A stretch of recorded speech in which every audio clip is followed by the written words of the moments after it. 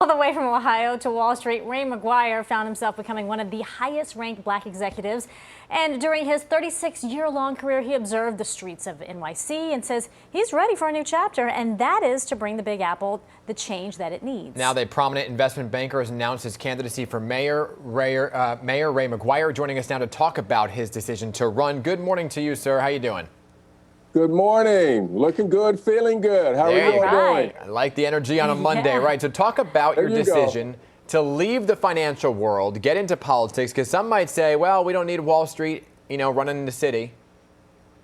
Well, listen, I love this city. New York is the greatest city on the planet, and it's given me so much. It's where I met my wife and where we're raising our 3 kids. But today, New York is facing 3 crises at one time. It's facing the pandemic, which we see is wreaking havoc.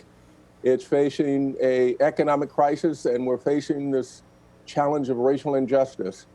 New Yorkers are scared. They're scared of losing a job. They're scared of violence. They're scared of COVID.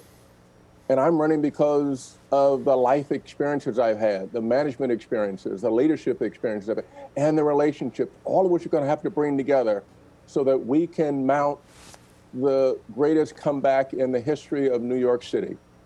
Well, let's talk about your experiences, Mr. McGuire, because I think when people hear about your background and they look at what you had just mentioned, especially with the economic crisis, so many people out of work, how can your experience on Wall Street help the finances of people at home watching you? It is important that we get people back to work.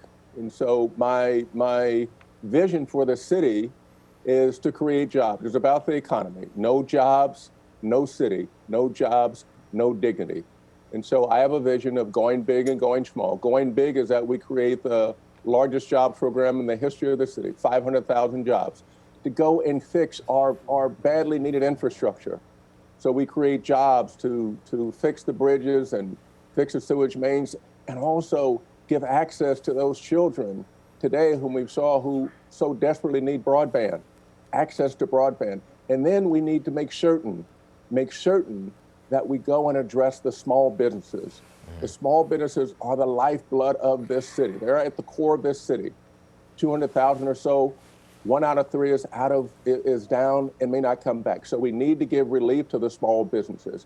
And that's why I'm encouraged up to a point of what you've just reported on, which is the relief bill. And so we need to give a lifeline to those people. So it's economy, going big and going small, and making certain that our... And you mentioned the pandemic, and you also mentioned crime. And I've spent time asking a number of the other candidates the question about crime and what you would do to kind of restore the trust between police and communities, specifically communities of color who may have lost their trust and faith in the department. So let's ask you how you plan to do that, and would you keep Commissioner Shea?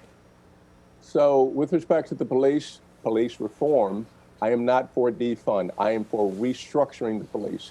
And I'm for having a culture in the police of what I call RAP, R-A-P, being respectful, accountable, and proportionate. We need better policing, not fewer police.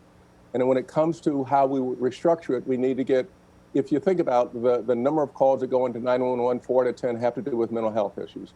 So we need to get the police partnered with the mental health officials. We need to get the police partnered with the community organizations that have been so effective at managing what's taking place. And we also need to return the community policing that has been so effective. That helps bridge the divide. That is where the trust gets built. And so my plan is to make certain, and this is personal to me because I could be George Floyd. Once I take off my suit and put on a sweatsuit, I could easily be George Floyd. So we have to change the culture, and we have to build the trust, the relationships. Ray McGuire, we are out of time because we have some breaking news right now. So I want to say thank you for coming on this morning. It's going to be a long campaign season, so I'm sure we'll be chatting with you again. You're welcome back to continue this conversation in the year ahead for the campaign season. Thank you very much. Lots to talk about. Thank you guys very much.